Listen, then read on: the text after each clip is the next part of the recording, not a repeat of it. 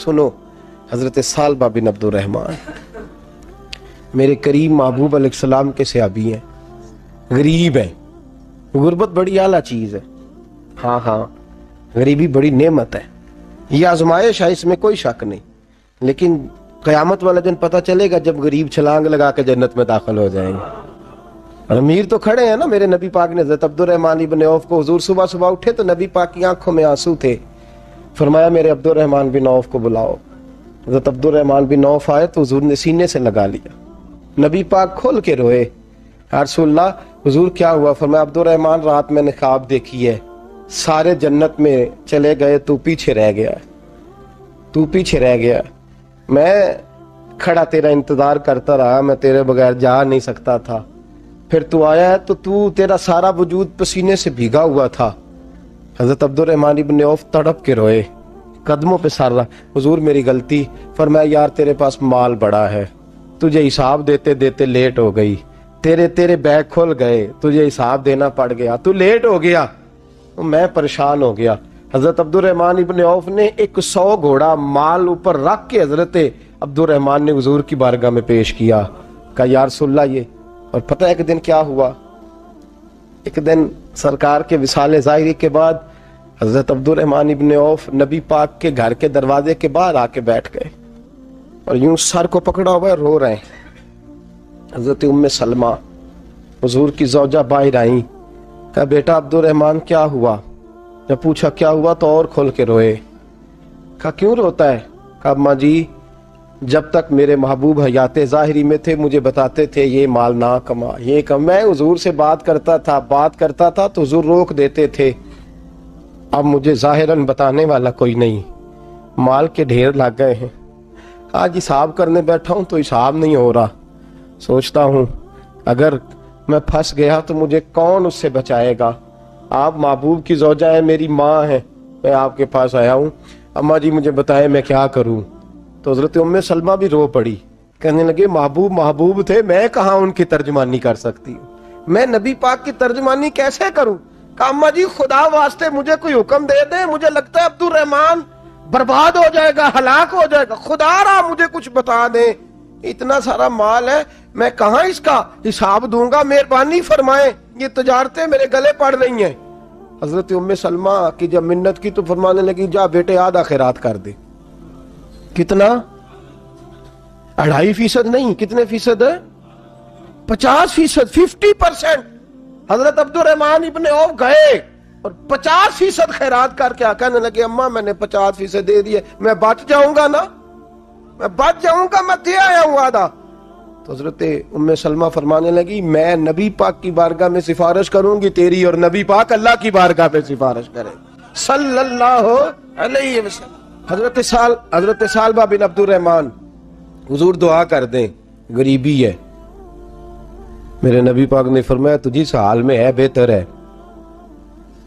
کرتے ہیں حضور نہیں دعا کر دیں، فرمایا تجھی اس حال میں ہے، تیسری دفعہ پھر آ گئے، حضور نے دعا کر دی، 4 بکریاں تھیں، چند مہینے گزرے، کچھ تجارت شروع کی، چھوٹے موٹا لین دین شروع کیا تو 40 ہو گئیں، کچھ وقت اور گزرا تو ریوڑ بن گیا، پھر گائیں بھی آ گئیں، پھر اونٹ بھی آ گئے، پھر لائنیں لگ گئی، پھر ہر وقت حضور کے قریب بیٹھنے کو دل کرتا تھا، اب لین دین کے معاملات تھے، اب ذرا طبیعت تھوڑی پیچھے ہٹنے لگی، تھوڑا دل پیچھے ہٹنے لگا، پہلے 5 نمازیں مسجد میں، پھر زور اثر کی چھٹی، میری طرف دیکھو اور دیکھو میں کیا عرض کر رہا ہوں، پھر زور اثر گئی، پھر کچھ وقت گزرا تو مغرب بھی گئی، پھر اتنی بڑی حویلی کوئی نہیں، پھر باہر جا کے مدینے سے ڈیرا لگا لیا، جمعے کے جمعے آتے، زکوٰۃ کا حکم آ گیا 2 ہجری میں، حضرت ابو ہریرہ رضی اللہ تعالیٰ عنہ امیر زکوٰۃ مقرر ہوئے، 5 اونٹوں پر 1 بکری، یہ زکوٰۃ ٹھہری۔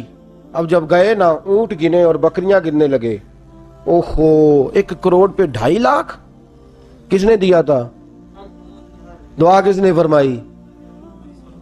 اوہو اتنا، میرے پیسے بینک سے میسج آ جائے گا اتنے کم ہو گئے، اوہو بڑی مصیبت بنے گی، میرے تو خوشی ہوتی ہے جب آتے ہیں تو یہ اب یہ والا میسج بھی چلے گا کہ اتنے مائنس ہو گئے، توبہ توبہ، پریشانی لگ گئی، بڑی طبیعت، انکار نہیں کیا، کہنے لگے حضور سے جا کے عرض کرنا میں خود آؤں گا، اور جہاں محبوبیت ہو وہاں اتنے لفظ بھی بے ادبی ہیں، وہاں ٹھہر جاؤ، سوچتا ہوں، سمجھتا ہوں، غور کرتا ہوں، یہ جملے بھی وہاں توہین ہوتے ہیں۔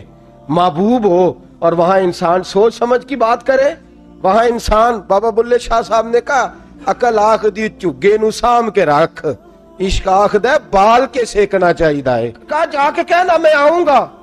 سب کی زکوٰۃ لے آئے، در رسول پہ آئے، حضور نے فرمایا پہلے سالبہ کی بات بتاؤ، پتہ تھا نا پہلے سال، حضور اس نے کہا تھا میں آؤں گا۔ حضرت ابو ہریرہ کہتے ہیں نبی پاک نے ٹھنڈی آہ بھری، آہ ٹھنڈی، فرمایا ہلاک ہو گیا۔ اس کو کہا تھا نہ اس چکر میں پڑ، ہلاک ہو گیا، ہلاک۔ حضرت ابو ہریرہ فرماتے ہیں دو باریک باریک آنسوؤں کے قطرے بھی میں نے محبوب کی آنکھوں میں دیکھے۔ اپنا ہے نا تو دکھ ہوا، یار میرا اپنا تھا، یہ ہلاک ہی ہو گیا ہے، کدھر چلا گیا ہے۔ ان کو بھی بعد میں خیال آیا، او ہو میں تو غریب تھا، یہ آیا کدھر سے تھا، میں تو غلامی رسول میں آتا گیا تو رب میری عزتیں بڑھاتا گیا، یہ میں کس چکر میں پڑ گیا۔